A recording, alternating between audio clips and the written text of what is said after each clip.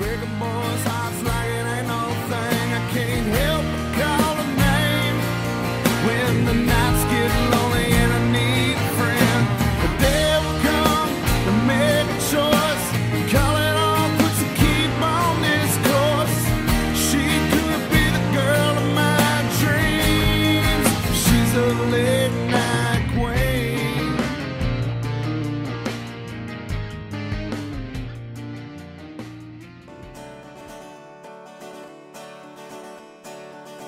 Ladies and gentlemen, welcome to the 4th episode of Central Texas Music Experience with our special guest today, Justin Bravo. Go ahead and take it away. I was born to be a gypsy on the day my mama had me. Thumb out in the wind before I ever said, Daddy, well, I gotta go. I was born to hit that road. I'm gonna make my way my own, just playing these old songs, a little rock and roll, my savior's soul. Well, I walked into an old honky-tonk and I seen a girl I knew from long ago. Said her name was Sally Sue or Pam. I'm doing the best that I can. Well, all I want to do is travel on. Just give me my six and I'll sing my song and I'm gone. It won't take long. Well, I was born to be a rambling man, make a living with a six string in my hand. Mama was a gypsy and my daddy was a hippie, so I am just what I am. Hey, hey, hey.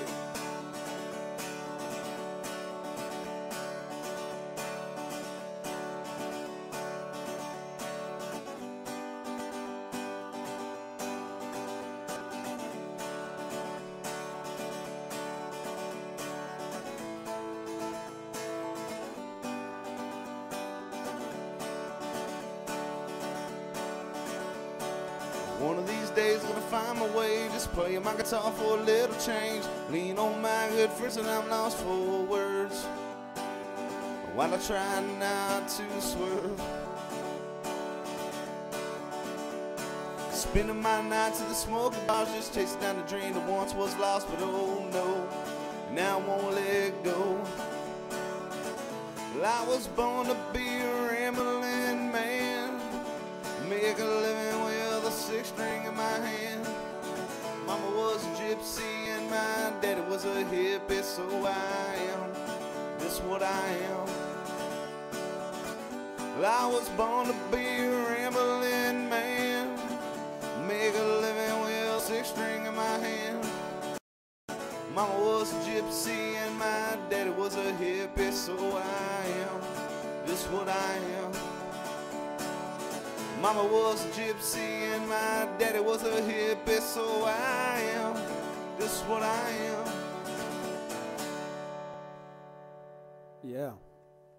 So how's it going today? It's going pretty good, man.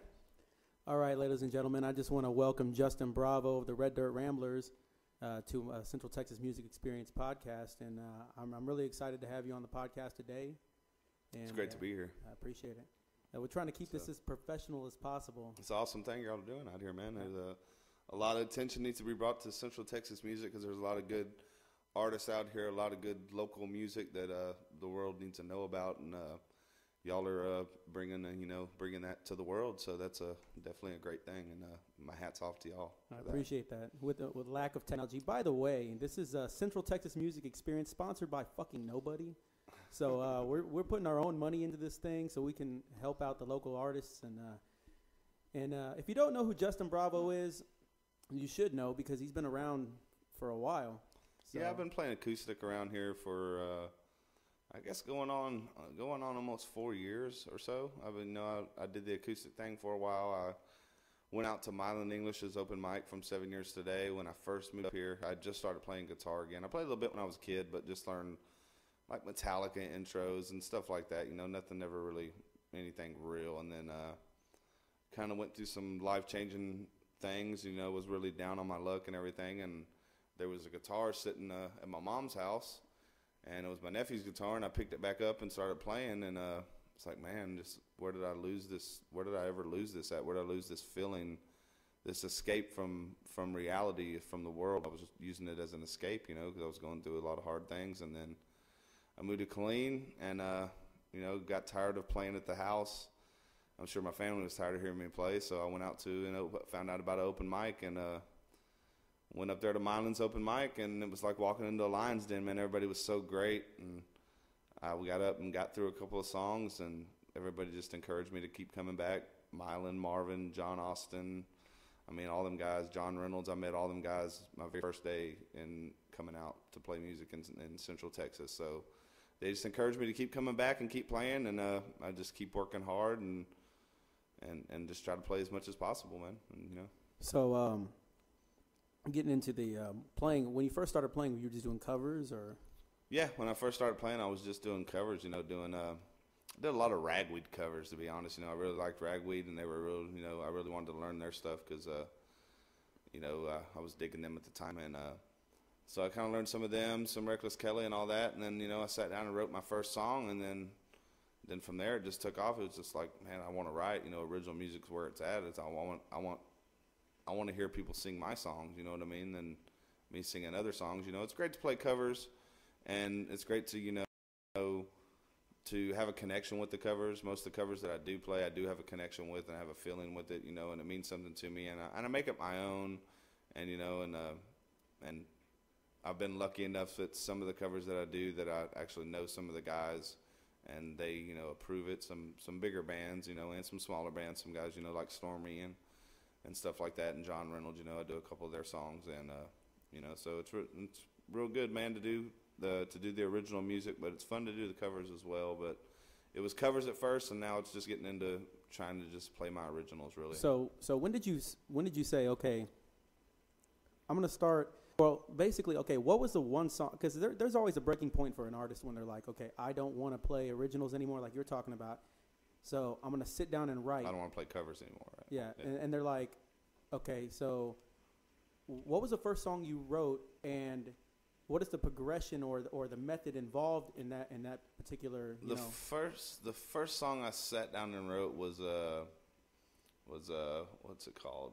What is the name of that song? It is Away From You. Actually, I sat down and I wrote it in just a couple minutes, probably 5 minutes. I let my niece, my goddaughter, write the last line of the song and everything, and I showed her the song and played it for her. But it was totally different. The melody, the chords, the way I played it was totally different than what I do it now, and the way that we're working on recording it and everything. But that was the first song I wrote. But whenever I wrote Honky Tonk Healin', you know, I wrote that one for my uncle and kind of, you know, what he went through, and kind of, you know, he was an old honky tonk man. He ran with Gary Stewart, you know, an old honky tonk legend, you know, in Texas and the United States, you know, all together. You know, somebody that I looked up to that made me actually pick up the guitar and start playing from the very beginning, was seeing Gary play. Even though, you know, I was more into the alternative music, the heavier stuff, you know, but seeing Gary go to the honky tonks at 12 years old, seeing him perform on stage, I was like, that's what I want to do. You know, that's what I want to do when I grow up. And I put it down for a while and then picked it back up, and here we are. So yeah, I mean, you're pretty much like on a performance level. How do I say this? On a performance level, you guys got a lot of energy.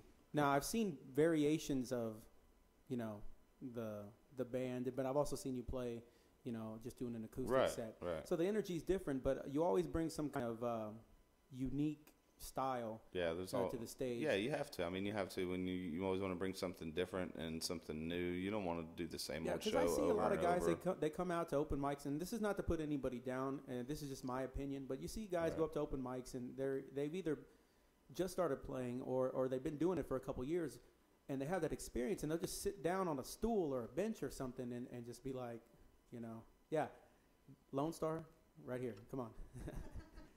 And they'll sit there on a stool or a bench or they and you really don't feel like they're there. That they're just, okay, I'm just going to play 3 songs and just get through it.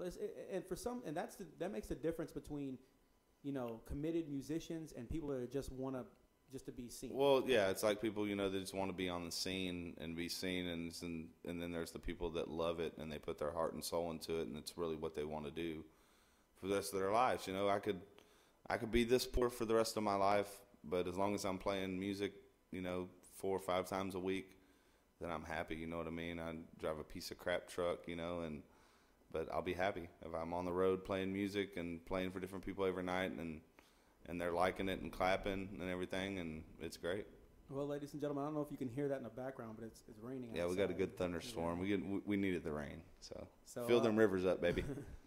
So outside of Gary Stewart, what would you say is a big musical influence? Oh man, it's really gonna blow some people's minds because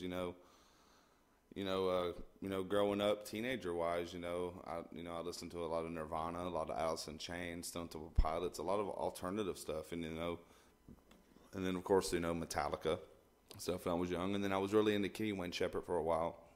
Well, it's the blues stuff, I was really into his guitar playing, and that's whenever I was trying to play a little bit when I was a kid, and I was really into that, and then of course you have the old Americana stuff that Actually, I have to give a shout out to my old buddy Ron Creech, who actually introduced me to Americana music. He used to date my mom when I was a kid, and he had a bunch of tapes, just a bunch of tapes. Jerry Jeff Walker, Guy Clark, Towns, just all this hidden gem Americana stuff that that people nowadays look back and they're like, whoa, it was a big influence on me. Now that I look back on it now, that I play the music that I play now. I see it in my writing. I see it, because I was listening to it all the time, and I loved it then. Pickup Truck song, Jerry Jeff Walker is still one of my favorite songs to this day. There's like a fine line between before you cross over into country and Americana, like for example the Eagles, for example. Right. There's a fine line between, because you hear that. Well, I don't know if you can call them Americana. You can call them Americana. Yeah, They started out. They were. That was the whole thing with David Geffen. He was a really a songwriter's guy. You know what I mean? He really liked the songwriters. Until he tried to take all their money. So Asylum Records, my ass. Sorry, David Geffen. Sorry. But he made he was a songwriter's guy, and like the Eagles, them guys, man, they were.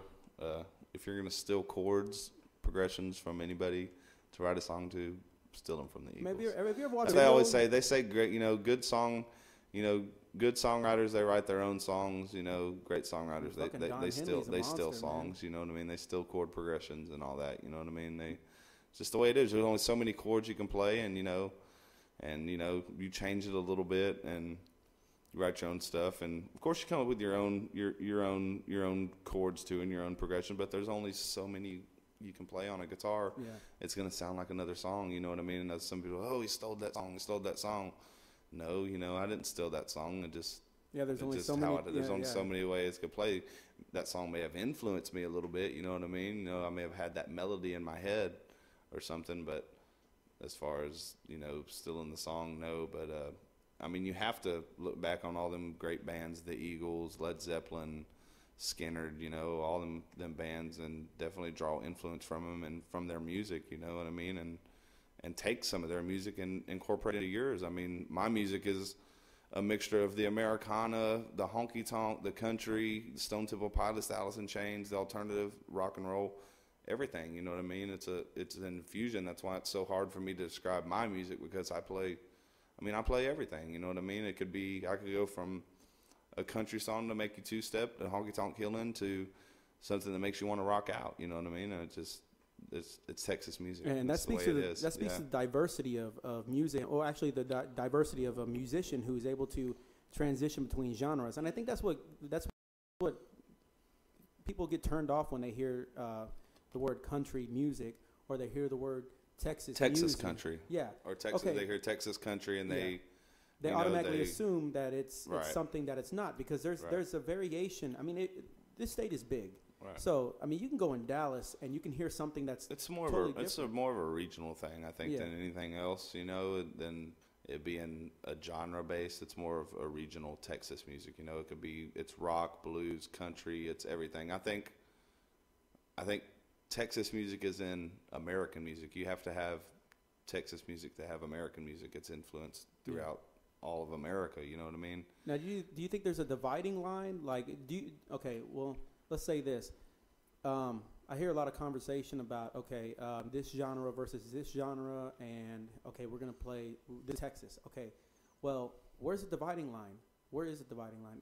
Does that hinder the success of people out here trying to do that because they want to stick to a certain format as far as a genre? Or is there any format to this, what we call Texas music? I don't think so. I mean, I think it's just Texas music. I mean, you can do Texas blues, and and that's different, but as far as Texas music, like I said, it could be Americana rock, Texas country, Texas red dirt, Texas and Oklahoma are like hand in hand when it comes to music. Because in my opinion, when someone says Texas music, and this is from my own personal experience, is that I feel like there's a more homegrown quality to Texas music, because a lot of these guys, and you also, they go into their homes or do whatever, and they actually pretty much take their own career into their own hands. I think that's kind of I think that's more of a Texas thing. Like, okay, that mentality of Texas people. For whatever reason, I'm losing power in this side of my headphones, and I don't know why. I think we're having technical difficulties. Hold on 1 second. All right. I mean, I'm good on my headphones. Okay, I think we just lost the feed on one channel. Can you hear out of both ears? I can hear out of both. Check. Yep. You do? You check? I got sound in my right, but not in my left. Okay. Yeah, I'm getting both of you. It's just your headphones. Okay. Let me go ahead and switch headphones real quick, and give me a second. Sorry, okay. Folks. No problem. They are fancy.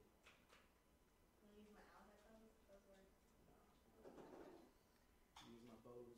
See if it's. Speaking of headphones, yeah, I'm making the switch to in-ears. I found some good earplugs.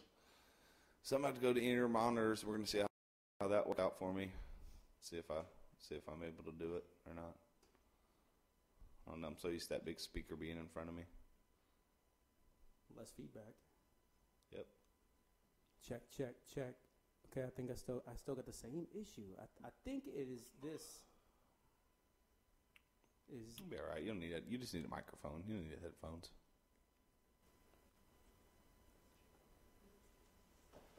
You know what I think it is? If I can be completely honest, I believe it's this cord here. Check. Okay. We'll fix it as a pod. Oh, there we go. We're back in business. Apparently it was a cord, but so let me switch back over. Got a bad cable. Imagine that. The music, a bad cable. Alrighty, so let's get back into this, because we just killed 3 minutes trying to figure out this problem. Yeah. Okay, so let's talk about some of your favorite songs to play. Like, if you could pick, your own songs or from a local writer or whoever, what is your most favorite song to play? At the moment? Like right now. Yeah. Right now would be Whiskey Drinking World, Stormy Lee. Yeah, big shout out to Stormy. If you didn't check it out on YouTube. Yeah, that was a great interview. Yeah, he's a good songwriter. Yeah, I really appreciate the big shout out he gave me, and the shout out Signature Day gave me. I mean, coming from a lot of them guys means a lot, I think like I said, I'd walked into that open mic, that day, and to see me from that day to now, I've had the band for 2 years, so that would be 3 years that I walked into the open mic. From then to now is just night and day. Since you mentioned the band, if you don't mind, we'll in the podcast we tend to get somewhat personal. Absolutely. We won't go into anything that we don't want to go into, so just let me know. We can talk about whatever. It's So, your show, buddy. Alrighty. So the Red Dirt Ramblers, the band. Okay, how did you come up with the name Red Dirt Ramblers? That's a heck of a story, because I've been doing the acoustic thing for a while, and I was playing at Jokers a lot, and I started doing the open mic at All Bottoms Up and all that, and then I started getting offered shows, like, man, get a band together, we'll get you some shows, and I tried really, really hard to get a band together. It just never would work. I was traveling back home to Conroe to play with some guys out there, and it was Justin Bravo band, but it was nothing never really real. It was like a jam band type. I'd go back home, we would just play some cover songs, and I just really stopped trying. I talked to John Reynolds from Stone-Faced Cowboys. Me and him had a long conversation, and he's like, man, just do the acoustic thing, find yourself, write, find yourself that way. And he said, when the time's right, the band's gonna come. And then that's when I met Milo Flint, original guitar player, over at All Bottoms Up at my open mic, and we jammed together. And it was like, he was like, man, that's the closest I've ever felt to being in a band, and just the vibes between us two, stage-wise, was great. And then Octavius, our original drummer, was there that night, so we jammed with him also. And then, of course, Marcus was there, my bass player now. And so the vibes were great. And so it's like, man, I can book a show if y'all want to play some shows. And so we got called up Joker's Ice House and talked to Jack and Andrea, and they wanted to book us immediately for the it was a 4th of July party. So it'd be 2 years this year. It was 2 years, and they booked us, and we're like, man, what are we gonna call ourselves? What are we gonna be? What we had no idea whatsoever what our name was gonna be, and we were kind of kicking around, back road ramblers, but there was a dirt road, railroad, other side of the track, just like all kinds of stuff. And then Ramblers came about because my buddy would always call me the Rambler. He was like, man, you play music in bars, you drink for free, you get all the women you want, always messing with me about that, so always call me the Rambler. So I wanted to incorporate Rambler in there somehow. And then actually, I think it was CJ Ship actually put it on Facebook. She's like, because I was kind of, kicking around the idea, I need a band name. She's like, Red Dirt Ramblers. And, I didn't really think about it. We're like, all right, Red Dirt Ramblers it is. We put it on the flyer. And we didn't even think about, none of us are from Oklahoma. You know what I mean? None of us are from Oklahoma. John Chappelle, now he plays in the band, he is from Oklahoma originally, born in Oklahoma. And so, it's kind of cliche, kind of thing, none of us being from there, but it's stuck. And I've tried to change the band name numerous times, and the fans, the band members, nobody would let me change it. It's a pretty good fit, though. Yeah, I mean, it's a good fit, but I don't want people to be received like we just play just red dirt music. You know what I mean? Because we don't. We don't. We play. You don't want people to just put you in this right, division. Right. But I wanted it to be a real band name, and that was why it was so. It was like, it was so quick. It just happened and it stuck, and we couldn't get rid of it. We can't get rid of it. You know what I mean? Like I wanted to change it when I had to get rid of Milo, and Milo left the band and everything, and I wanted to change the band name, but it was I started the band, it's my band, and my fans want me to keep the name, so I'm going to keep the name, for now. I was going to change it to just Justin Bravo and the Red Dirt Ramblers, but who's gonna want to put that on a fucking marquee sign, that long ass name? You know what I mean? I'm gonna get bitched at by every venue I go to that's got to put that name out there. It's funny that you mentioned that, because the name Red Dirt Ramblers is hard to scroll across. Right, it's already big. You know what I mean? So Justin Bravo and the Red Dirt Ramblers, or there was just go with just Justin Bravo. But I'm like, I don't want it to be about that. I want everybody in the band to feel like they're equal. But it's not just about me. It's about us as a whole. You know what I mean? To be honest, we're not much of a practicing band, you know what I mean? We don't practice once a week. We don't have set practices, you know what I mean? We get together, and we'll practice. It's we're all pros, you know what I mean? And it's all stage presence and filling off each other, and that's what live music is, you know what I mean? There may be some hiccups every once in a while, but usually, I mean, you've seen shows, usually it's pretty top notch, see, now you're going through a transition phase with the band right now. So what is your vision for the band right now? My vision for the band right now, as I speak, I just want to get a record out. I just want to get something recorded, which I have stuff recorded with Milo, and we plan on finishing it. And we have an EP. We have we have 5 songs that we have recorded. All we got to do is finish drums on it, harmony, vocals, and added percussions, and it's done. It's done with. It's just finding the time to go ahead and do it. Even though Milo's not in the band, we're still finishing the thing, together. He's still my bro. I still love him. You know what I mean? Just things just didn't work out. We weren't seeing eye to eye, you know, music wise. I want to go a different direction with the band. You know, I really, you know, I'm tired of the kind of the party band mentality thing. I just want it to be about playing music, you know, about you know, the realness of the music and making real music and putting my music out there, you know. And I want to play my songs and write my songs. I don't want to play Last Dance with Mary Jane, you know what I mean? I want to play, you know, biker bars love it. We played at biker bars and stuff like that, you know what I mean? And we do crowd pleasers, you know, Boys from Oklahoma and stuff like that. But, you know, I want to, you know, I've seen some other bands play, and I've seen the way that the musicians acted, and, you know, before the show, like, you know, they went and sat in a corner and got a beer and drank a beer, watched us play, and then the guy got up there and took care of his business, and that's it. You know what I mean? He didn't go out in the crowd and party with the people. He just took care of his business. You know what I mean? He was just a professional musician, and that's what I wanted to be. I wanted to be pro. You know what I mean? I wanted to be the best it can be. You know what I mean? I don't want so much drinking on stage. I don't want, you know, it has to, for us to go to the next level, it has to be that way. You know what I mean? And I see harmonies, you know, I see a lot of harmonies. I want harmonies in the music, you know what I mean? And I want, you know, before it was like always balls to the wall with Red Dirt Ramblers, you know, it was always, you know, this rock, you know what I mean? And I want it to be a little more toned down, a little more acoustic involved, a little more dynamics, you know what I mean? Where, you know, we're relying on that when that's like something that's that, what I believe what appreciate. a real band is, you know what I mean? Yeah. The kind of band that I want, not down on anybody else that does that, any heavy metal or hard rock that's just, you know, balls to the wall the whole time.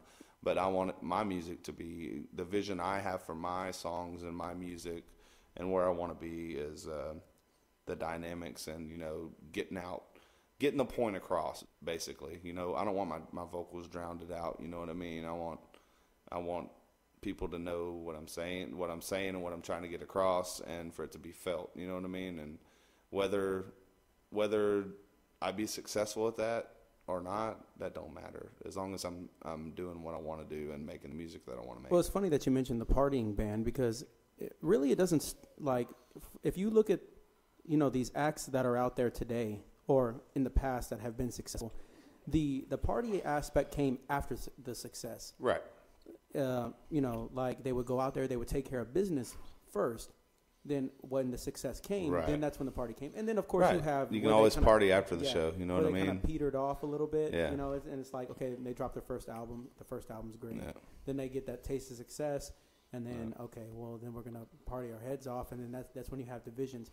Yeah. And then, of course, dealing with the band, you have all of these personalities. So as you consider yourself the leader of the band, obviously, being the lead singer. Absolutely. So how do you handle the different personalities and the wants and needs of the band? Well, I mean, you have to take charge. I mean, you have to, when it's your vision, you have to, like the Eagles. You mentioned the Eagles earlier.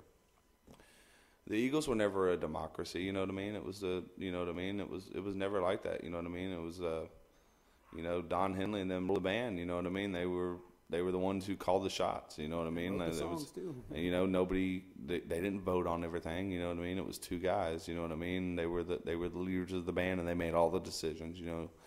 And I wanted my band to be different than that. I wanted everybody to be an equal member and have an equal say, but as time passed, I realized that for it to be successful, that couldn't happen. That I had to take charge of my career, you know, and not let anything else get in the way. And it's either you're on board or you're not. Yeah, you know what I mean. It's you know, I'm still a nice guy. You know what I mean to my bandmates. I mean, the guys in my band love me, and I mean, you know, Ashley sang with us, you know, and you know, I'm really nice to everybody, and you know, everybody's always said that it's a pleasure to play with me, you know what I mean, that I'm nice on stage, and you know what I mean, I don't get mad if there's a mess up, you know what I mean, and stuff like that, you know what I mean, it's music, you know what I mean, let's get out there and have fun, you know what I mean. Except for the sound guys.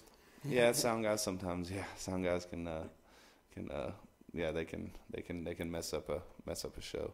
It might sound good out front, but it don't sound good on stage. Yeah. And that kind of ruins your confidence sometimes, but when they can get it right, you know, your monitors and stuff on stage, that's always such a plus to have a great sound guy that can give you what you want on the stage, you know what I mean? And but yeah, man, moving on with the band and everything and the changes that have been made, you know, I've had, you know, the guitar player change obviously, but you know, I've had great guys sitting in with me. You know, I've had Reese Lyles, and Reese has played a couple shows with me this weekend. He's playing Thursday with us at Bike Night. I've had Brian Connor playing on drums with me. I've had Chris Kelly's going to play on drums with us. Of course, he was playing with the band for a little bit. Of course, you know, he plays with bigger acts and stuff now, so he couldn't really commit to us. So, but you know, he's still going to help us out and all that, and you know, and all that good stuff. So, you know, Dave Doty's always still willing to help out. So right now, really, the only members in the band are myself, Marcus Barrios, and John Chappelle. Right now, we're a 3-man act right now, but like I said, we have good guys, you know, that played with us and that know our stuff and can jump right in and play. You know so, what I mean? So, with that being said, what do you prefer? Do you prefer the band element versus the one man act? So I don't prefer the 1-man act really at all. I prefer, if I'm gonna do acoustic, I like the 2-man. Either I like to have an accompaniment instrument, you know, whether it be a guitar or John Chappelle on harmonica. You know, Reese came down to New Braunfels with me and played guitar with me down there at an acoustic show down there at this place. In fact, I have to go shout out to them. Moose's Food Court down there in New Braunfels, Texas. Great place. They have food trucks out there. They have a great bar, great stage. They treat you. They treated us wonderful, man. Treated us. We'll be back there probably once a month down there playing. So and you've been down to New Braunfels. You know how they are down there. Are you going to move down there? Correct. Yeah, I'm actually planning on making that move pretty soon, man. We're trying to get out of our lease, me and my girlfriend right now, but we'll see what happens. You know, if we can't get out of it, you know, I'm still going to stick around here, and I still plan on really wanting to play with my guys from around here. You know, so what was the motive? What was the motivation to make that decision? Man, just the love for the music down there, the fan, the people. That the locals that live there that come out and hear the music and that they're in your face holding on to every word, appreciating the music. You've seen it down there, you know what I mean? It's a different scene, you know what I mean? Like, oh yeah, most definitely. You know, around here, nothing against around here. We have a great music scene because of the musicians, because of us, not because of the bars, not because of some of the people. We do have good fans around here. Don't get me wrong, you know what I mean? We have great fans that come out and support us, and we all support each other musically, all the musicians and everything. But we're fighting with the jukebox a lot. You know what I mean? They would rather hear the jukebox around here a lot. Oh, yeah, And down there it's a different story. Down there it's live music 7 nights a week in almost every bar that you can go into. And that's if I'm not playing, that's where I want to go. I want to go hear music. You know what I mean?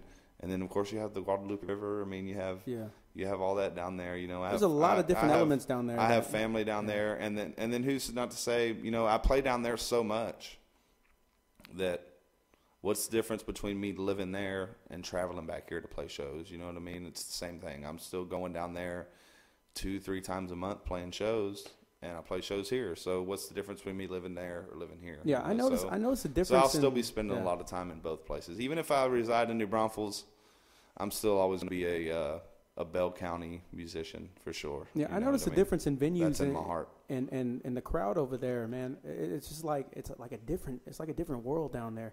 Yeah, it's a different vibe, man. It's a different vibe. I mean, it's like it's a river town, obviously, but they like to have a good time, and you know. Here it's like we're in a military town, and it's like, you know. A lot of people are uptight, you know what I mean? Yeah, you know, yeah, I hear what you're saying. You know, like, hey, I just put $2 more in the jukebox. Can you hold off on playing a little bit, you know, before let me play these songs out? Like, man, like, you haven't even come over here and told me thank you for playing or tip me, you know what I mean? You know, we don't make, you know, I'm a full-time musician. Let me get that straight right from the beginning, you know, that this is how I make a living. This is all I do. I'm very poor.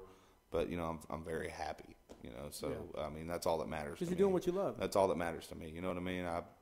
I live day for day, you know what I mean? I got $20 in my pocket right now, you know what I mean? No money in the bank. But I have a gig tomorrow. I'll make some money tomorrow, you know. Have a gig the next day. Have a gig the day after that. So, you know, it barely pays the bills, but it does pay the bills right now.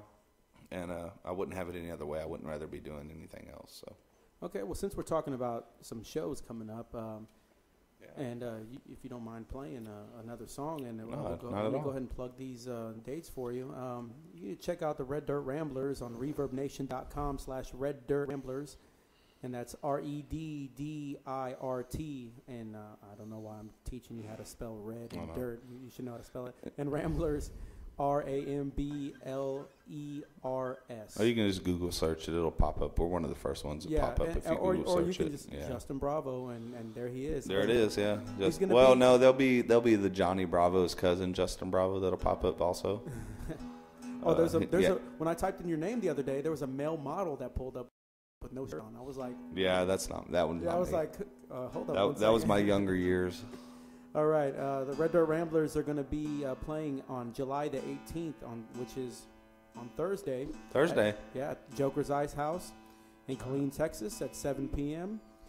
Friday, July the 19th. Can I say that's going to be sponsored by the Faded Spades Motorcycle Club? All right. And we played their 1-year anniversary party out there at Dave's Ice House in Coppers Cove, and them guys, they treated us right, and they really know how to party, so it's going to be a good time out there at Bike Night at Joker's. Y'all better show up. This podcast is going to be posted. And Stormy Lee's going to be open for us. That's a new development.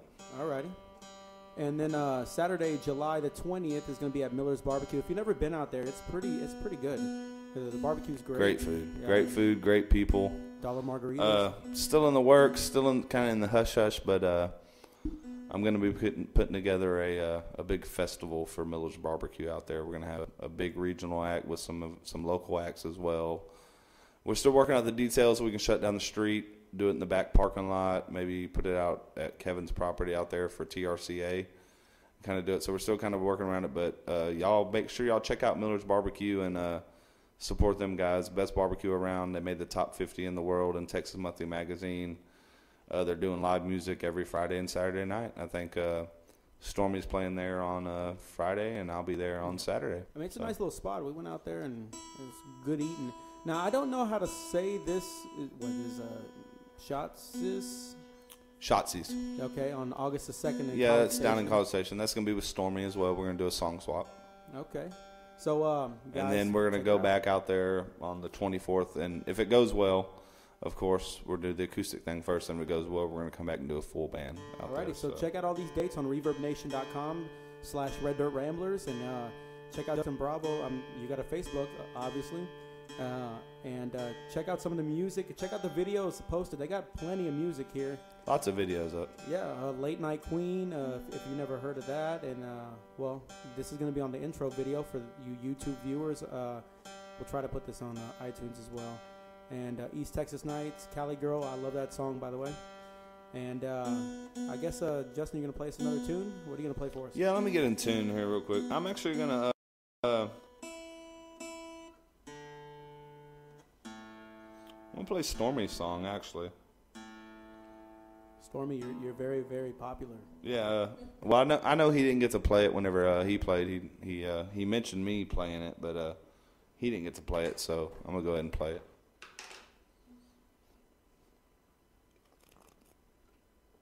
Lone Star. That's right. They're looking for a Lone Star sponsor.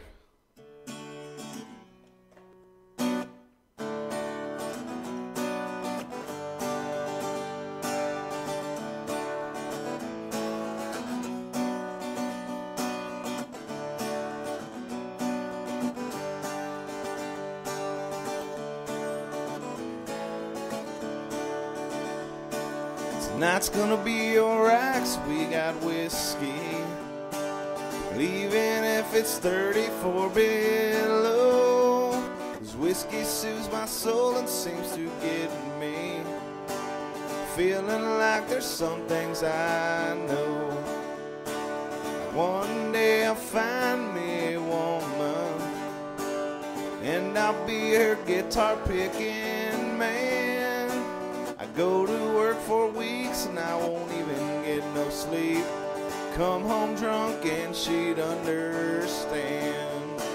There'd be hot meals and I know preheated, like the bullshit these days I've been seeing. Young girls try to pull, but my mama didn't raise no fool. Get out the grease and that frying pan. but this whiskey drinking's got me. Wishful thinking, daydreams are all it is, I'm sure. 'Cause I ain't got no band, and I ain't got no girl, living in that whiskey drinking world. Hey!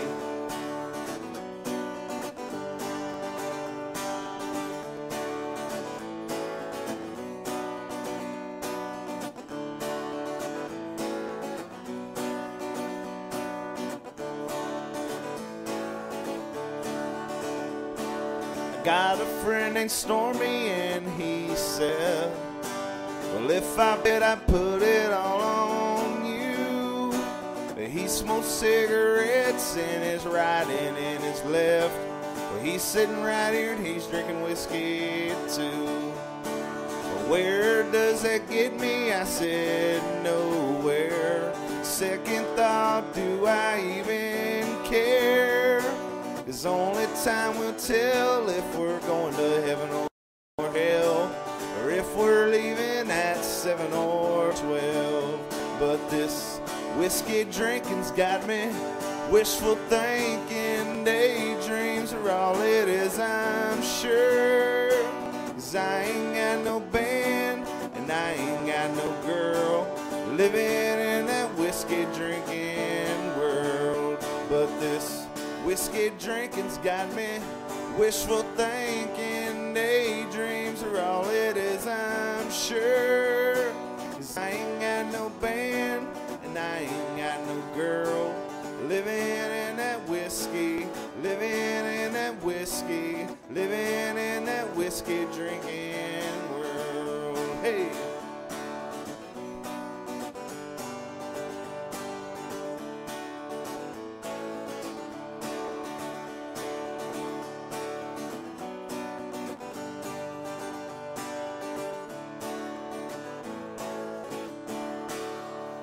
A little bit of whiskey drinking by my buddy Mr. Stormy Lee.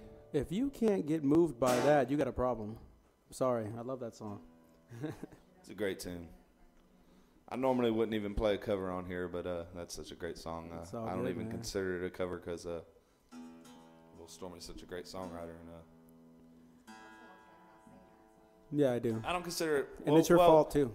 Well, when you play, I think when you play your friends' songs that you personally know, I don't think you can consider that a cover. I think that's more like a tribute to them, that kind of thing. You know what I mean? I think, I wouldn't call that a cover. I would say that just me playing Stormy's song. Yeah, I mean, he's like, hey, man, it's like he's kind of blown away by the fact that you guys give him such mad props for being such a great songwriter. And that just shows the love of the musical family that we have here in this area. And so let's get into a couple more questions, and then we'll get this thing moving, if you don't mind. Yeah. So before we went to the song, we were talking about different venues and stuff like that, and right. crowds and stuff like that. Right. What is the ultimate goal for you as far as getting a crowd reaction? What would you like a crowd reaction to be? Now I know that it varies in different areas, but for example, for right now you're here. So what do you expect? I want everybody in the crowd to be singing every word to one of my songs. And that's here now. Okay, so New Braunfels, when you go down there and you go play, do you get that reaction from them? No, I don't. That's what I'm saying. Anywhere I would go, if I could get that reaction here, you know what I mean? If it was a crowd of 50 people and I got that reaction, it would be, goosebumps for days. You know what I mean? That's the feeling I think that I ultimately strive for. You know what I mean? Is people to feel that personal connection with me and one of my songs, to know every word to it, and I mean, how does it feel? I mean, I see people, singing my songs. My friends that know my songs sitting here, singing them, and that's great. That's always great. But whenever it's like people you don't know, because they've actually taken the time. Hey, I'm gonna go check this guy out. Yeah, exactly. So I think ultimate goal, as far as like crowd wise, I think that would be it. Big crowd. That's that don't really please me. You know what I mean? Do you see yourself or the band, getting to that point at some point? I think so. I think so. I think with a lot of hard work and a lot of the right connections and meeting the right people and doing the right things and being a good person, and treating people how you want to be treated. I believe that it'll all come back. All your dreams will come true, one day. And for me, I think making it all together in music for me would be to cut a live city at Billy Bob's, man, in Fort Worth. That's it for Texas. I think everybody that's out there. That's it. Yeah. Cut a live city at Billy Bob's, and creme de la creme. You've made it in Texas music. Yeah. You can play anywhere. So, does it bother you? Well, we'll get into it. If you don't know, and I'm pretty sure most of the people listening to the podcast know that you do open mic nights at All Bottoms Up. Right, every Wednesday night. What is that like when you have, those slow nights where it's like maybe like 2-3 people in the bar, maybe one person comes over there? And man, it's I'm not gonna lie, it's disappointing sometimes, but then I know that everybody can't come out every night, and it's a military town. Everybody don't get paid all the time, Everybody gets paid, twice a month or once a month, and but then there's the nights that it's packed, that it's completely packed. Like the night y'all came in there, the night y'all all came in there after Buster's, and I think Mine then went over to Pit Stop. And everybody came in there, and it was, like, completely packed, you know what I mean? At first, it was just me and Marvin, the only players there playing, and it was still that many people there, patrons there that night. But I think them nights like that, and then, like, the nights, them nights make it worthwhile, them small nights, where there ain't but a couple people. And then when there's only a couple people in there, you do what you want. You get to work on some of your new stuff.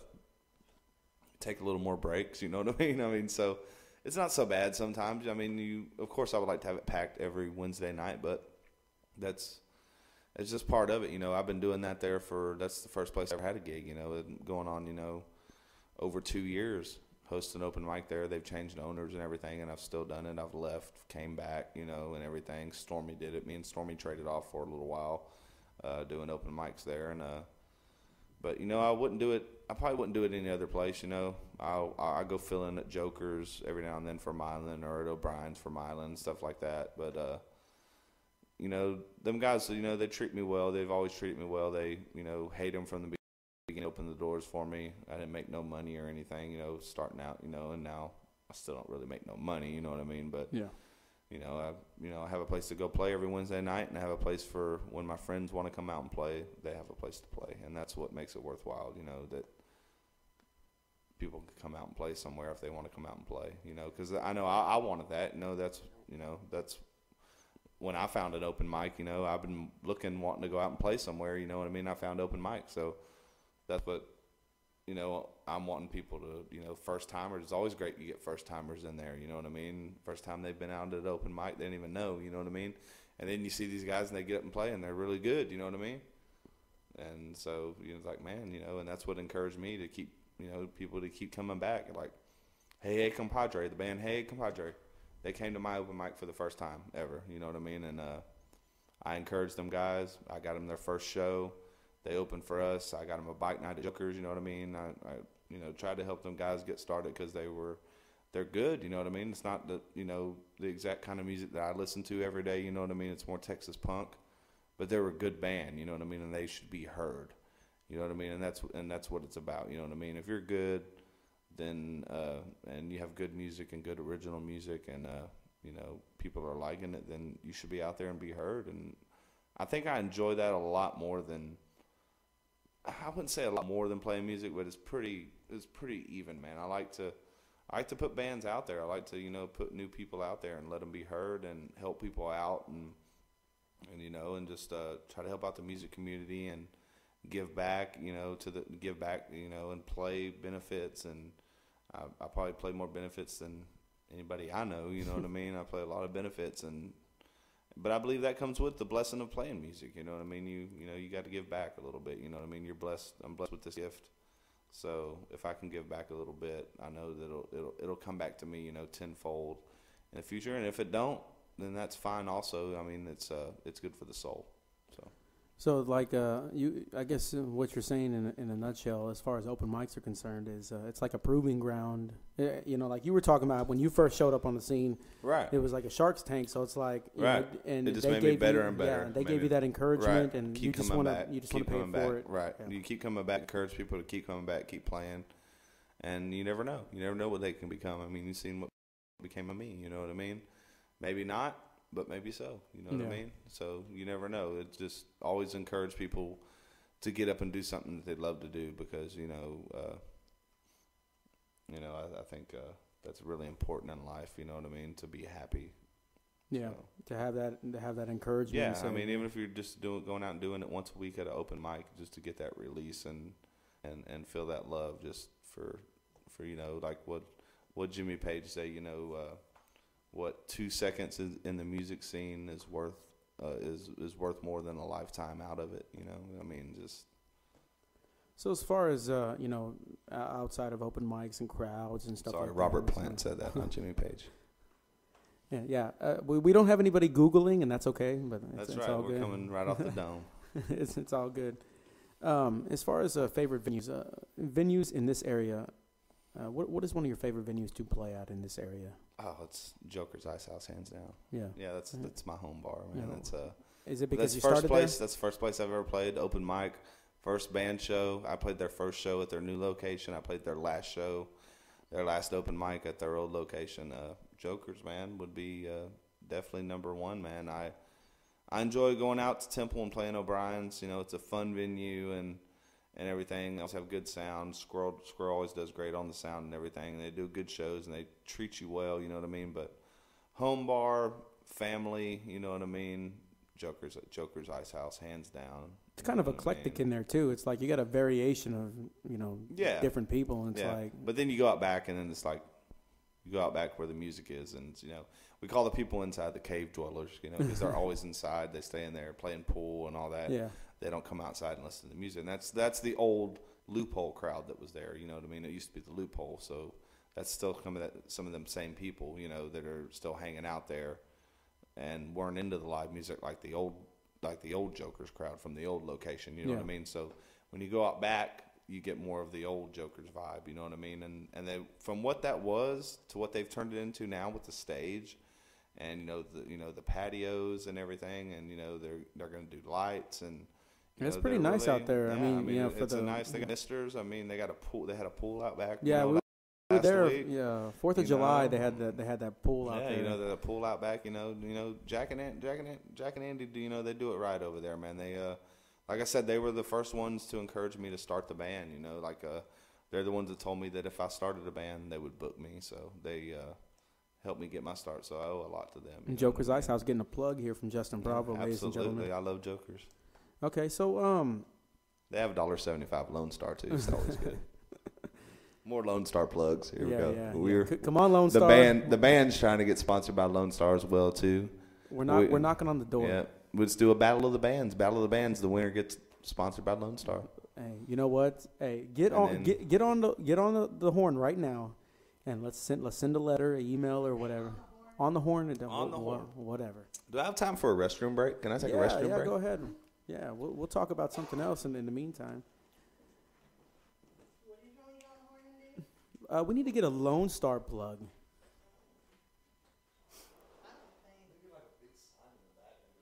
Yeah, we're working on we're getting a big backdrop on the back, and then after that, it's going to be on and popping. So, with all the bands showing up and everything, that's our goal. We want to increase the studio production quality of this podcast. We want to put a big black background on the back. We want to put a big banner up there with all the bands that come up here and all the singers and songwriters that come up here, and we want them to sign their names. We want to, help, for those who really don't understand what the Central Texas Music Experience podcast is about, it's about, self-promotion. We don't have any sponsors right now. We're working on it, but we don't have anything right now. And we want the local musicians to use us as a tool to promote their music. I think that's very important because there's a lot of social media things out there like Facebook, MySpace, Twitter, and that's all well and good. And sometimes you get that video phone, set where people are recording you or whatever. That's all great. But we want something that's got a little bit more professional quality, and that's what we're striving. We just did our first, it wasn't exactly a podcast, but it was more like a concert recording from O'Brien's. We did it on the 12th, and it was for Ashley's birthday bash, and we had a good time out there. We had Stormy Lee and Megan Blair out there, and we had a great time. And the video came out pretty good. I got a new camera, so you're going to see Justin Bravo in HD. I tried to convince Ashley to let me get a 1080, but I had to settle with the 720. But once we get the 1080, we'll be good to go. And and he's back now. So you already talked about recording and getting EP out there. When do you expect that to be finished? Man, as soon as I can get the drummer committed to going and do it. Dave Doty had went in and did some pre-production on it, so I'm thinking about just go ahead and asking him to just go ahead and finish that. So, I mean, that'd be great, I guess. I mean, what would be the goal for the EP? Would it be just put on iTunes? What would you like to do with that? No, I mean I would like to have some pressed copies as well. Sell at shows. Have you ever? But yeah, iTunes also. I'm pretty sure you've heard of discmakers.com, right? No. Discmakers.com. It's like okay, I'm gonna plug them. Maybe I can get something from them too. Wink, wink.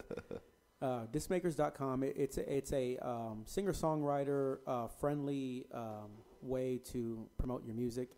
What they do is you pay a certain amount, and they'll press up.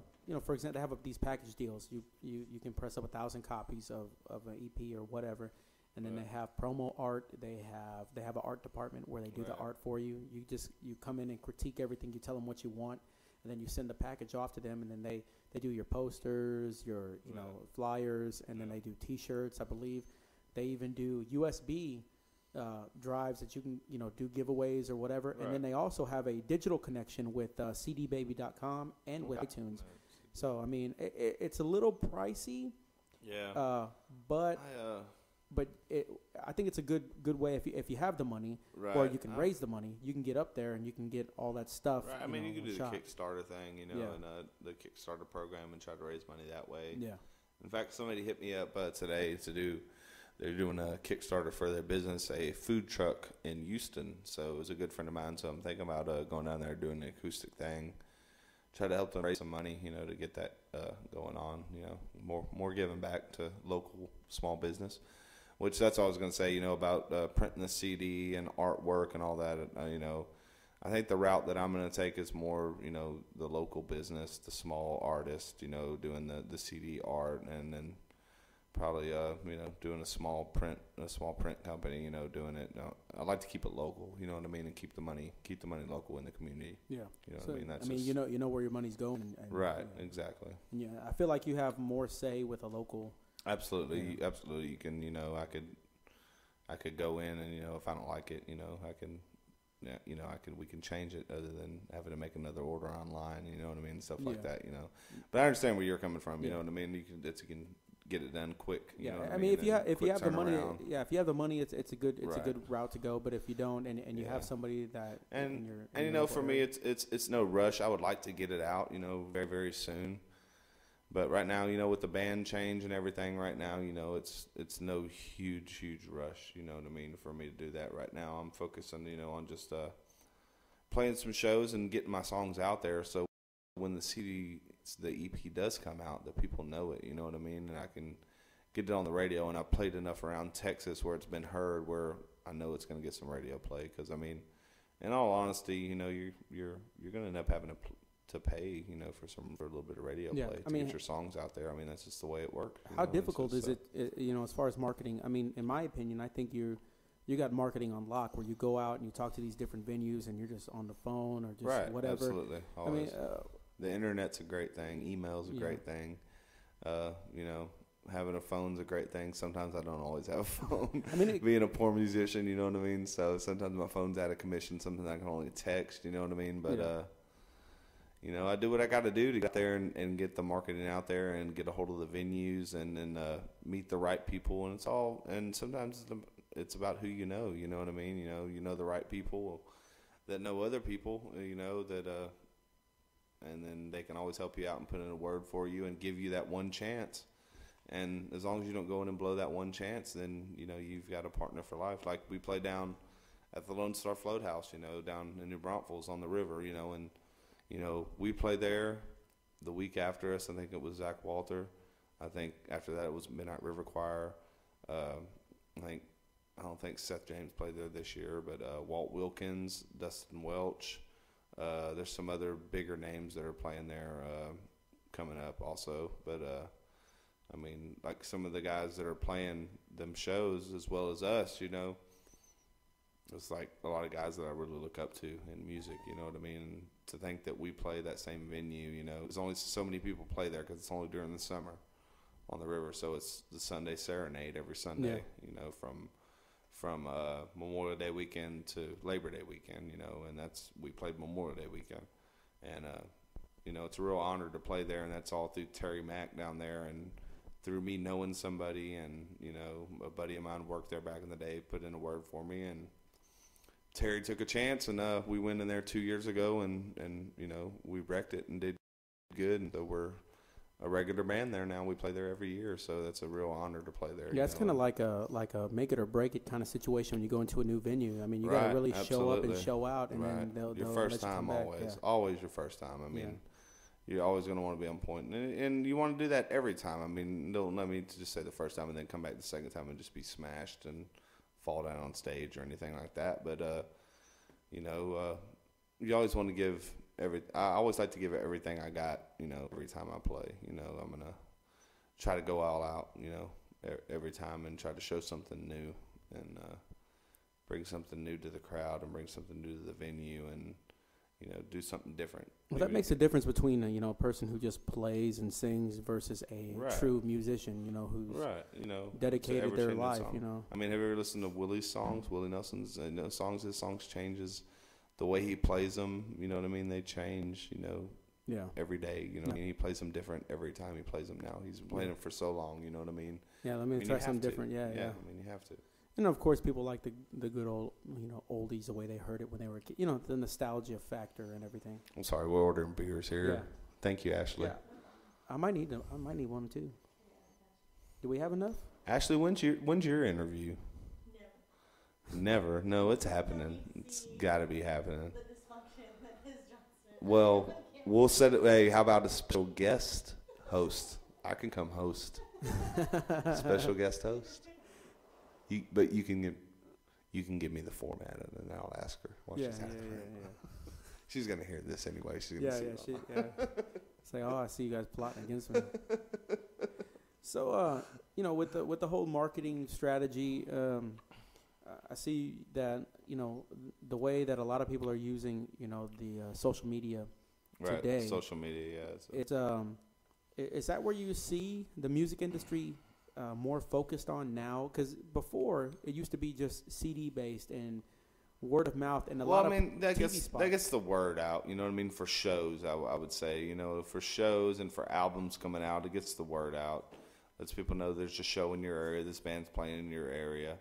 And, and people tried other things, and even around here, starting just certain pages that just dedicated just to certain local music and where the music's that night. But it didn't really work out, the way everybody thought it would, you know what I mean? And I think it's just best that each band does it individually on their own, you know what I mean? And just, you get your own followers. You don't, there's some people that are that will go on I'm not going to name any names or anything, and it's definitely not any mid-local, but will go and post their show on your page. Like, why would you post your show on my page? I'm trying to promote my own shows, you know what I mean? Like, there was a local venue. There was a venue that would post their shows about a big concert, like Doug Supernall's coming to this venue. You know what I mean? Why are you putting that on mine? You've never offered for me to come play your venue. Yeah. You know what I mean? And even if you did, you know what I mean? Like, I have my own shows to promote. Why wouldn't you could send me a message and ask me, hey, man, can you share this? And I would probably be glad to. You know what I mean? But don't just post it on my page. And then when you go to their page, you can't post on their page. Yeah. You know what I mean? Like, okay, you can promote on my page, but I can't promote on yours. You know what I mean? So yeah, I think it's it kind of got back to, like all men, all men, women for themselves, you know what I mean, kind of thing. Promote your shows, market yourself, Twitter, whatever you can do. I mean, do you consider this like dog eat dog right now? Like, would you not consider dog yourself eat dog? It's not everybody against everybody, but as far as promoting your shows, you have to do it yourself. You know what I mean? I'm not going to go out and say, "Hey, I'm playing here tonight," but also somebody else is playing somewhere else. You know what I mean? I'm going to promote my show. You know what I mean? That's got to be hard, especially when some of these guys are your friends. Exactly. Like, it's really hard because also we all. Can I get one of those? Yeah. We all. I got plenty. Yeah, I quit smoking. Oh man, probably 8 months ago when we first started recording.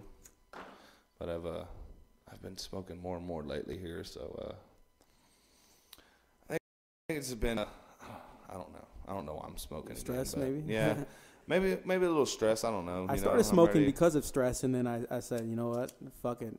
Quitting is for, quitting smoking. I quit smoking for my vocals. You know what I mean? I wanted to be strong going into the studio and everything, but a cigarette is nice every now and then, especially with you got beer. this certain rasp that I can appreciate, especially when you do covers, of everybody's stuff. And we've talked about this, outside, when we've gone different places and stuff like that.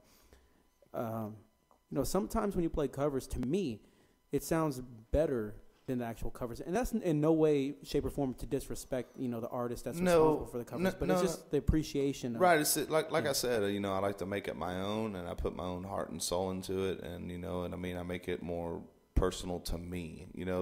Maybe the way they do it is personal to them, but the way I do it is personal to me.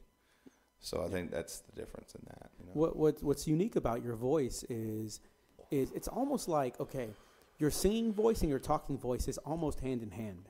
Yeah, it's not a fake voice. It's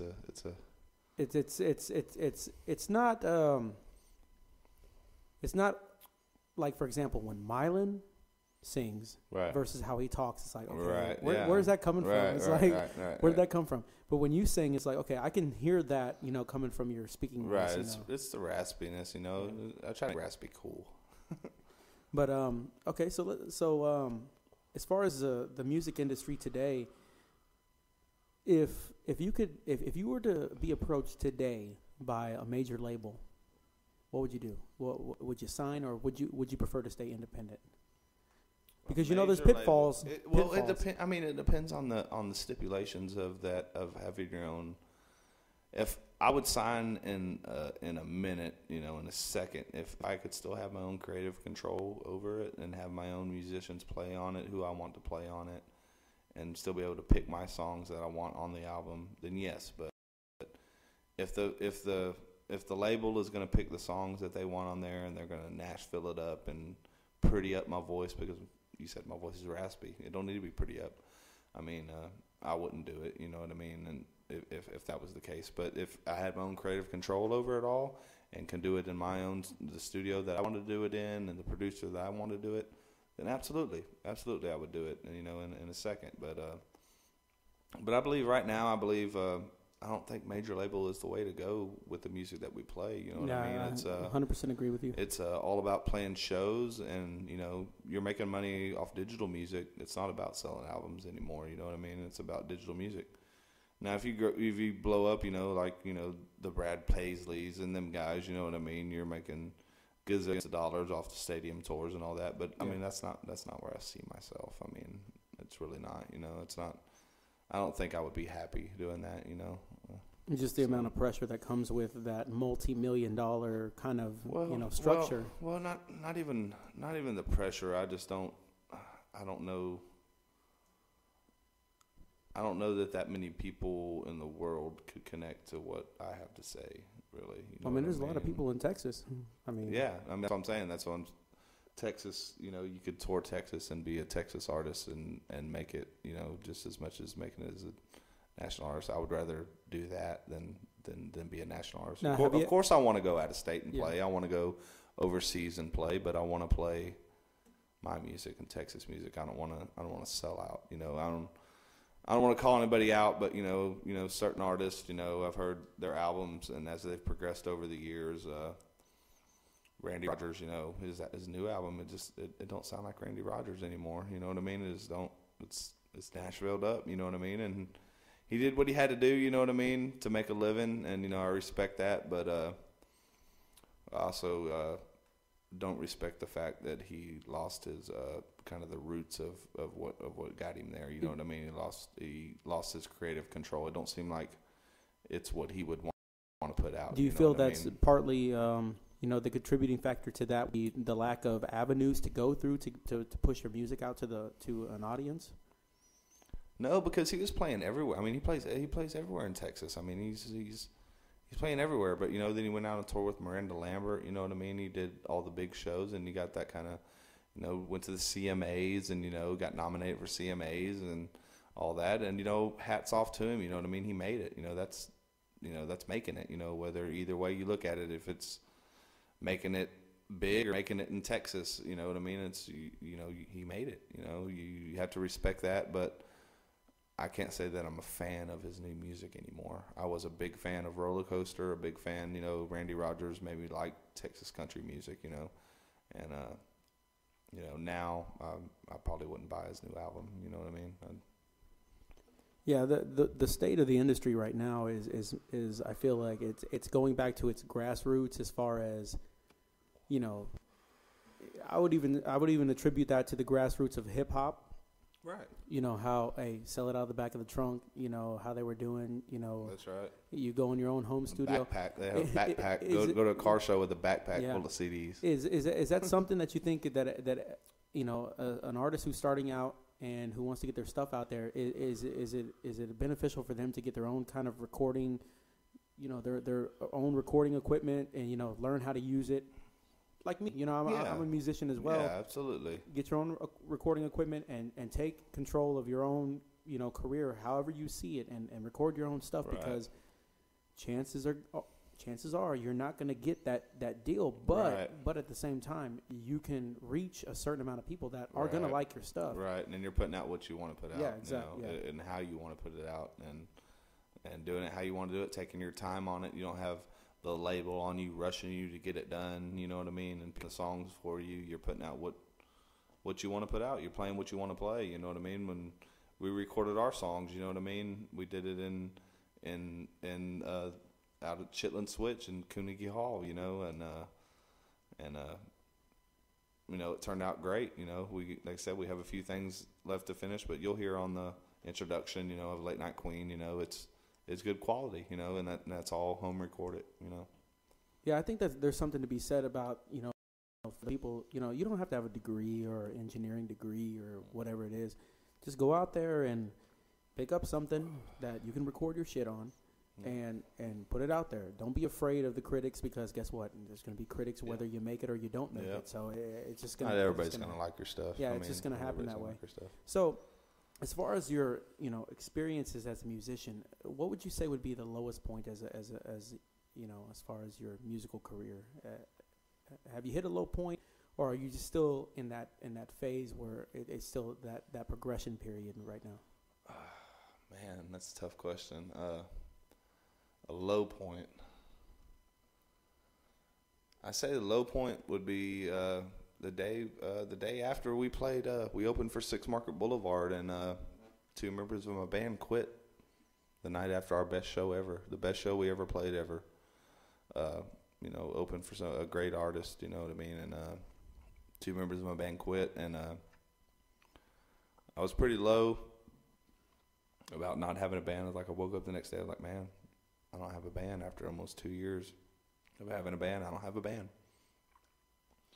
But then, things changed, and it just kind of went up from there. It was like, okay, I really don't want to quit the band. I changed my mind. So the attribute. So I guess what you would consider the low point, the day before was a high point. Yeah, the night before was the highest point, in my musical career, and then that very next, morning, I woke up thinking, man, I don't have a band, but I was happy. But I was happy in the direction that I was willing to go, because this was the direction that I wanted to take, the more dynamics, the more acoustic style, more, just kind of low key, not so balls to the wall. So I was prepared for that. I was prepared for that also. But then, of course, somebody wanted to join, change their mind. And being my brother and helping me start the band, I couldn't, tell him no. I had to give him another chance. But, he had to get better. And, and things didn't work out. And, we've separated now with the band. But I say things right now are on the up and up. And so I would say low point, that would be the lowest point. But since I've started, it's just been up. Just up and up and up and up, Sometimes right now on my calendar, I probably don't have as many shows booked that I normally have booked, but that's because of the band change. I've just been kind of hesitant on booking everything because I don't know if I'm going to have, a drummer that night or, I'm fine with not having a lead player, because I always have a harmonica player, but, I just want it to be right before I get real back into the booking really solid because, I take pride in my booking. I book all my own shows. I don't use booking agent. I used the booking agent for a little while. She booked a few shows for us, but, it was never anything great. You know what I mean? I've always been pretty lucky at, at booking shows, but, I work hard at it. Like I said, emails, phone calls, knocking on doors, showing up, open mic nights, playing a song, going to a place where a band's playing and letting them let me get up and play a song in between. And, getting booked and just getting out there, and I think that's what it takes, that's to make it. So as far as playing in front of a new crowd, what kind of fear is involved in that, or what kind of feeling is involved in that playing in front of a new crowd? You're like, because you're used to, I imagine in either your hometown or the place that you call your hometown, you're like, okay, Conroe, Texas. Yeah, I know what to expect from this crowd, so I know how to deliver. So when you go in front of a new crowd, what is your goal to deliver in that same kind of, the same kind of energy, or do you kind of backpedal a little bit because it's a different crowd? No, I try to do the same thing every time. Every time I try to do the same thing, but bring more energy. Especially if it's a new place, I want to bring it a little bit more. Yeah. You know what I mean? A little bit more to leave a really big impression on them. So give them something to remember. Yeah, I'll do stuff that I don't normally do. I'll pull a song out of the hat, that I haven't played in a while that.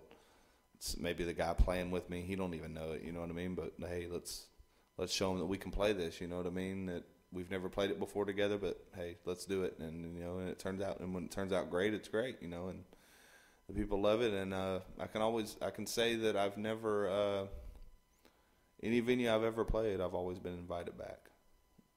So that's something always, that's pretty rare, so to happen now. I've never been asked not to play another venue again. So that's a good feeling. It's a good feeling. Because you got the respect of the people, that are kind of running the show and everything, and even on them drunk nights, what I mean, when you have a little bit too much tequila. hey, there ain't nothing wrong with that. So, I just wanted to let you know. Ashley wrote me a note a few minutes ago. Actually, before you played your second song, it was that your mom liked the Central Texas Music Experience page. Oh, really? Yeah. Nice. Yeah. That must have just happened because she's seen me. Yeah, she's seen me posted about that. So yeah, she's gonna be looking up for pictures and all that stuff and waiting for the podcast to come up. My mom's my number one fan for sure. Yeah, I like for local musicians to use this podcast as a tool to kind of promote themselves, put themselves out there. Hey, if you want to see me do something, here's something viable. If you didn't have it before, you have it now. You know what I'm saying? That they can use as a tool. Yeah, she told me, man, from when I was a kid, my parents ran bars, and I would get up, there would be a house band playing, and I always wanted to play. I was only 5, 6 years old, but they cut the band, the lead singer of the band, I can't remember his name, is at the Cut and Shoot Saloon out by Conroe, and he cut a rake, cut it down where it was like a guitar, and I got up on stage and played air guitar to the rake with the band, and I couldn't even read or write or know numbers or count to 10, but I knew the numbers on the jukebox play Old Man Is Down the Road by John Fogerty. So my mom told me, she's like, she always knew that I was going to be a musician one day, you know what I mean? One day that this was what I was going to do. So she's probably my biggest supporter, my biggest fan, man. You gotta love that when you get the support from somebody. Yeah, all my family. I mean, all my family is. They all help me out. My brother helps me out. Joey Blakeney, you know, he's almost like a brother to me. He's married to my family. You know, he helped me get my first PA. You know, he helped my PA that I play my acoustic shows through now. He helped me get it 2 years ago, and I'm still playing shows through it. You know what I mean? He just wanted to help me, to help support me. You know, his dad was Gary Stewart's road manager and helped him out and everything. So he just wanted to he works out in the oil field, so he can't be around as much. He wants to be a part of it, you know, but he can't. So anything he can do financially to help me out with it, he tries to help me. You know what I mean? So that's what he wants to do. I tell him no all the time. I'm like, no. But, you know, he won't accept no for an answer. So big shout out to Joey Blakeney for that one. So I got 2 more questions, Okay. and then we'll end this on a song. Okay.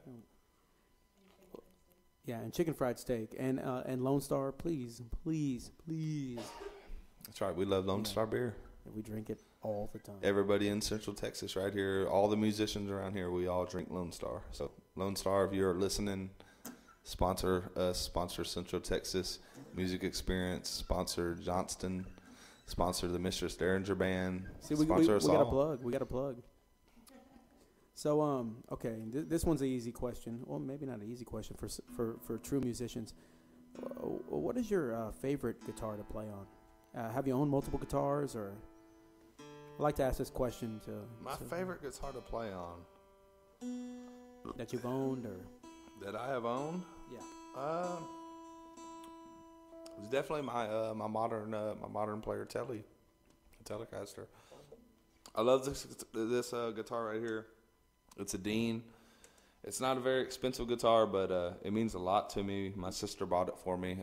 I had an Ibanez, and she didn't even know, but the intonation was out on it real bad, and I was needing a new guitar very badly, but I never told her. And then she pulled up. I was staying back in Conroe. I was living up here, of course, and then I moved up to Conroe for like a month, tried to play with my band down there.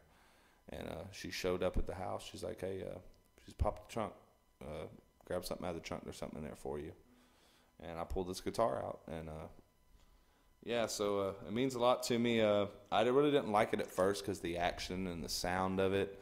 But I had Mr. Glenn Phillips, who actually taught Ashley how to play guitar. Yeah. Had Glenn set it up for me and shave down my bridge and everything and set the intonation up on, and now it plays like a dream. And I love playing this acoustic. But favorite guitar, yeah, I'd have to say my modern player my Telecaster. I like playing electric. Yeah. What about any other instruments? Do you play anything else, or? Well, I play harmonica sometimes, when I'm singing. Sometimes a little bit, but I'm no harmonica player whatsoever. I have a fiddle at the house, but I'm still messing with it, still trying to figure that out. It's a hard one. Fretless instruments are something else to try to learn. So see, I'm a classical music person. Yeah. So piano is the one thing that I really want to learn. Piano would be the thing. I think I could write songs on piano like a lot better than I could write them on guitar. Like shout out to John Reynolds. He told me he wrote probably more songs on piano than he wrote on guitar. And it was a little weird trying to transcribe it to a guitar, but he's such a great musician. It's not hard for him. But piano would be the one thing that I would want to learn. I want to learn one day. I want to be able to play piano because I think you can be a way better songwriter. You know what I mean, and be able to write songs easier. Do you read music? No, I'm totally self-taught. I don't even know scales. I could tell you maybe what key I'm playing in, but I play chords. Yeah. And write songs, man. Three chords in the truth. Three chords in the truth, man. You know what I mean? That's all you need, or 4 chords and a lie. Most musicians, they can't read or write music, but there's something to be said about. Really, the structure for modern music now is pretty simple. And I'm a weird songwriter. I write. A lot of people write the words and stuff first and everything. I write guitar first. I come up with a guitar part and a melody. I may have some old words written down or something like that, an old hook or a line or something that I may use in the song. But usually, it all starts out with the guitar for me because I'm a guitar player first before I ever sang. When I was a kid, like I said, I did Metallica intros and stuff like that, and so I just played guitar. So guitar obviously came first, and then I write after the guitar. I'll come up with a good little guitar riff, and then I'll write a line, and maybe come up with a chorus, and kind of put it all together. You know, sometimes it takes me a day to write a song, 2 days. Sometimes it takes me 30 minutes, and I'm done. You know what I mean? I wrote Late Night Queen, and in probably 20 minutes. I wrote Honky Tonk Killin' in about 10 minutes. Just so. Sometimes they come quick, sometimes they come slow. It just depends. It's just the inspiration factor behind it. Absolutely. Or whatever you're feeling based on the chords that you're working with. Yeah, absolutely. It's all about melody. For me, it's melodies. It's melody. I'm a good melody guy. I don't consider a word guy. I'm not a good word guy.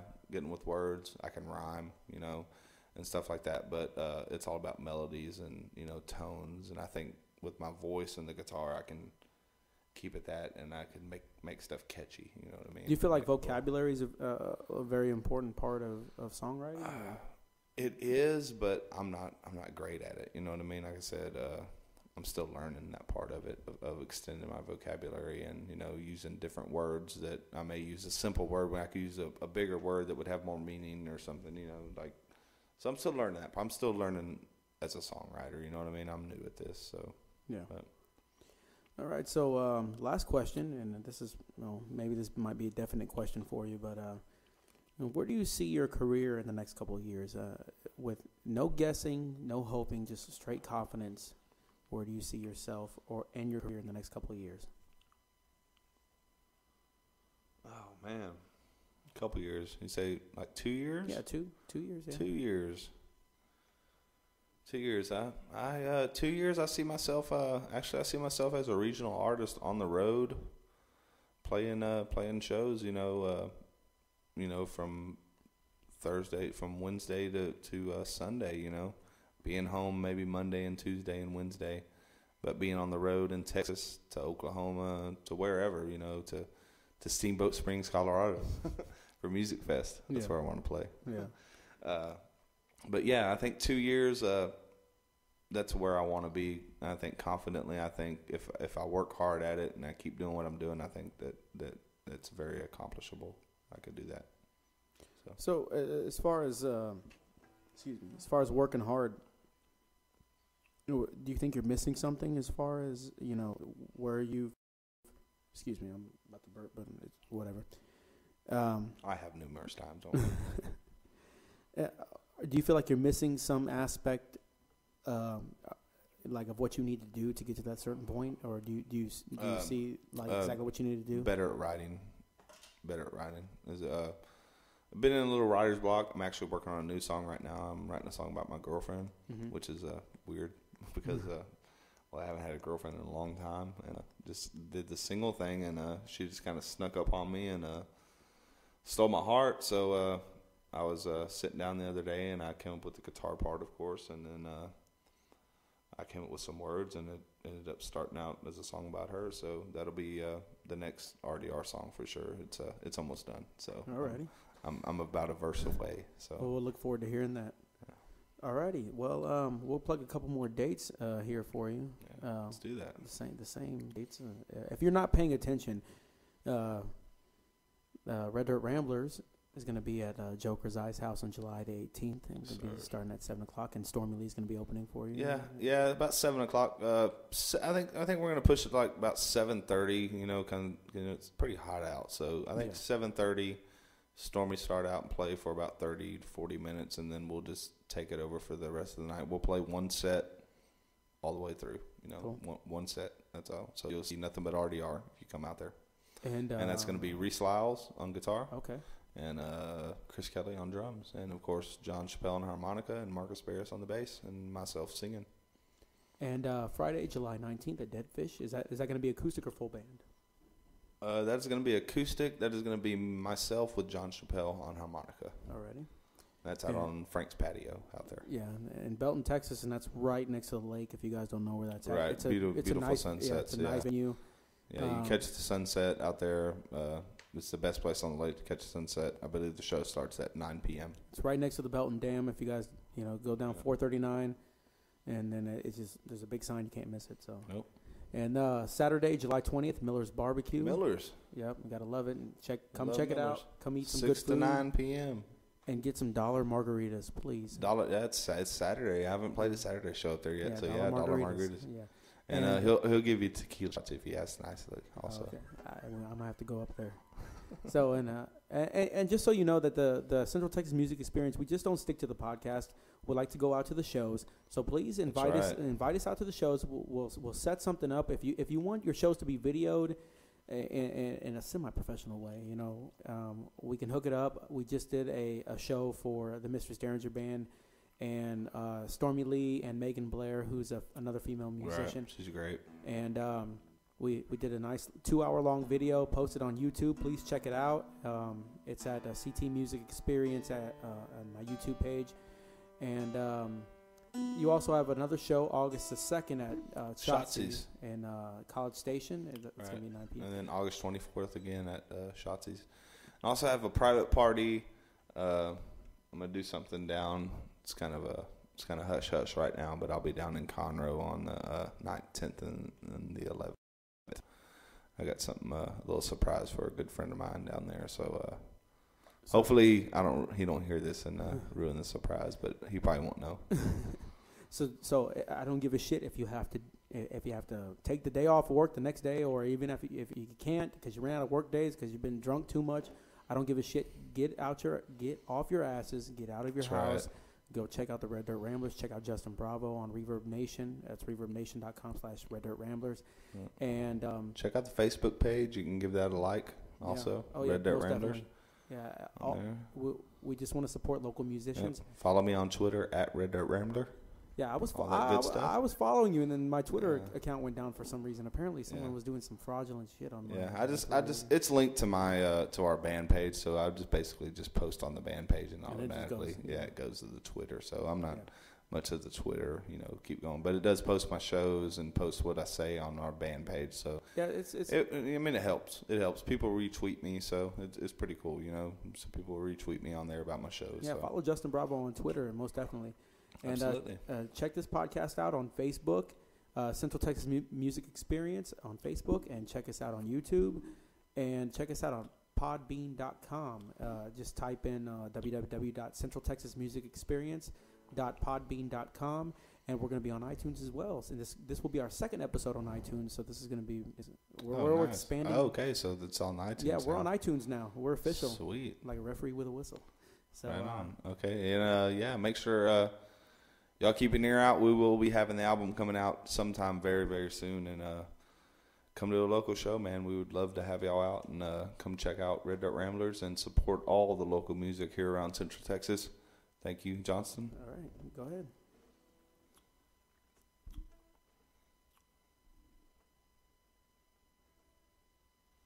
I'm going to play a song right here I wrote called Cali Girl. And I wrote this song back in my hometown of Conroe, Texas. Me and my brother Clint, we've been staying up nights trying to write tunes, and we couldn't really come up with anything together. He wasn't the best co-writer, so he left one night to go see some girls, and I stayed up all night and I wrote this song. So it's called Cali Girl, and I just wanted to write a cool song about California.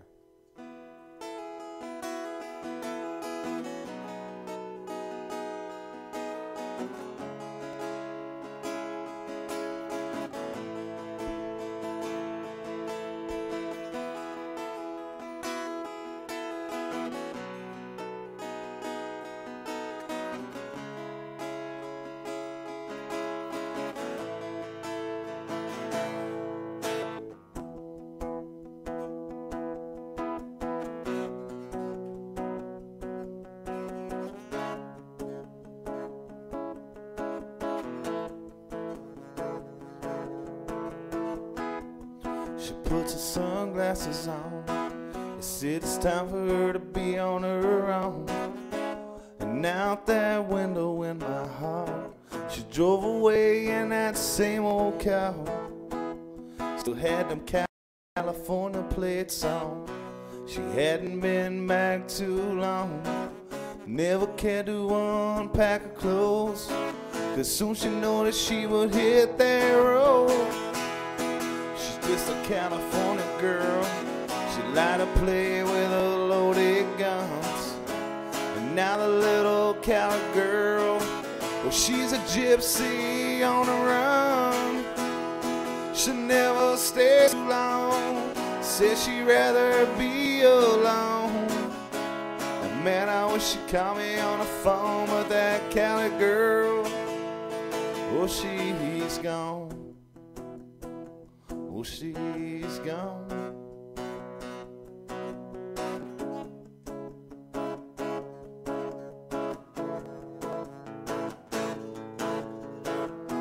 This week I heard her talking on the phone. The Texas son will never keep her from her home. Said she'd rather run away back to Hollywood where she can have it her way. She's just a California girl. She like to play with her loaded guns. And now the little Cali girl, well, she's a gypsy on the run. She'll never stay too long. Said she'd rather be alone. Man, I wish she'd call me on the phone, but that Cali girl, oh, she's gone.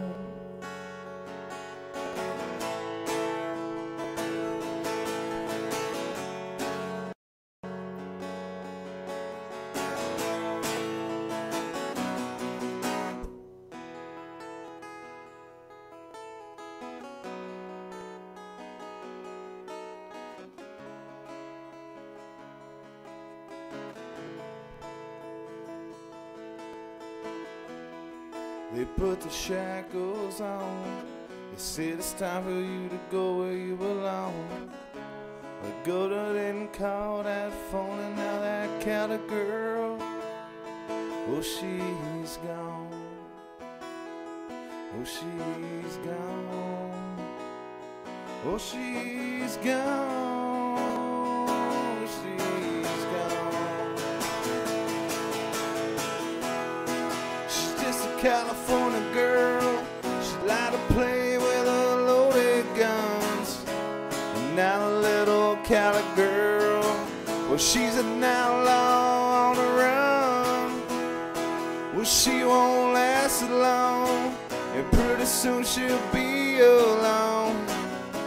The governor didn't call that phone, and now that Cali girl, oh, she's gone. Appreciate it. Thanks for coming out, and check out Central Texas Music Experience on YouTube, and check us out on iTunes. Check us out on podbean.com, and check out the Red Dirt Ramblers on Thank you for having me, man. I appreciate We'll see you it. next time. All right.